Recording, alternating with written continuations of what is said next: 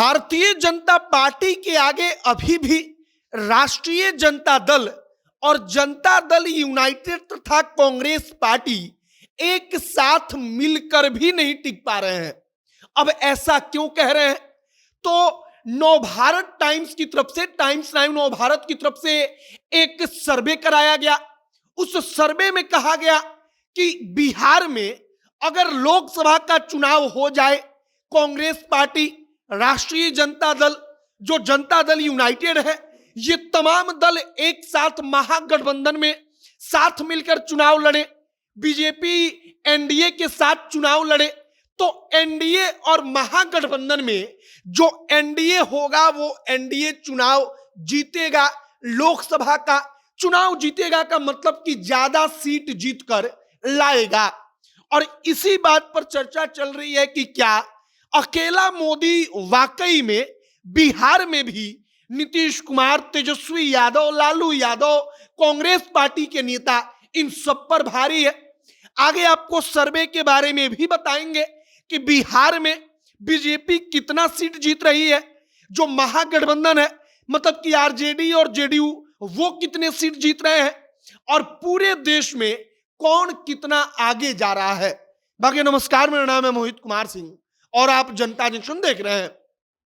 सबसे पहले अगर बिहार की बात की जाए तो बिहार में कहा गया है कि जो एनडीए है मतलब कि भारतीय जनता पार्टी और उसके सहयोगी दल, वो मिलकर जीतेंगे 22 से लेकर के 24 सीट तक।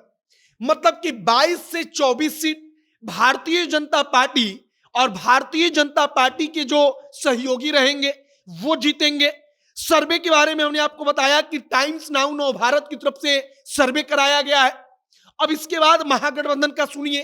इसी सर्वे में कहा गया है कि राष्ट्रीय जनता दल, जनता दल यूनाइटेड, इसके बाद से कांग्रेस पार्टी और जो लेफ्ट पार्टियां हैं जो महागठबंधन का भी हिस्सा है, वो तमाम पार्टियां मिलकर 16 से 18 सीट जीत पाएंगी।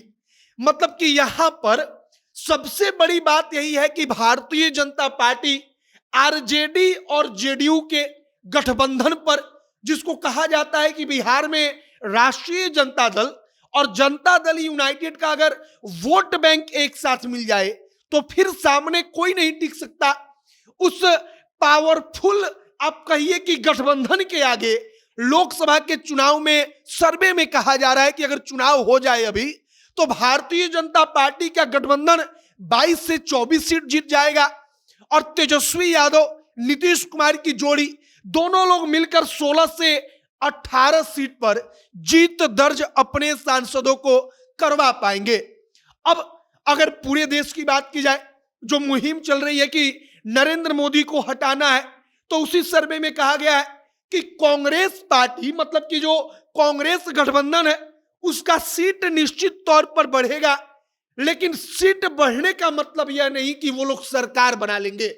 कहा गया है कि एनडीए का सीट पूरे देश में इस लिहाज से घटेगा, लेकिन एनडीए का सीट इतना नहीं घटेगा कि जो बीजेपी है वो सरकार ना बना पाए केंद्र में। बताया गया है कि 300 के आसपास सीट घटेगा, उसके बावजूद जो भारतीय जनता पार्टी का गठबंधन होगा वो जीतेगा, वो इस चुनाव में जीत कर लाएगा। और अगर कांग्रेस पार्टी की बात की जाए तो कहा गया है कि 150 के आसपास सीट कांग्रेस पार्टी और उसका गठबंधन पूरे देश में जीत कर लाएगा।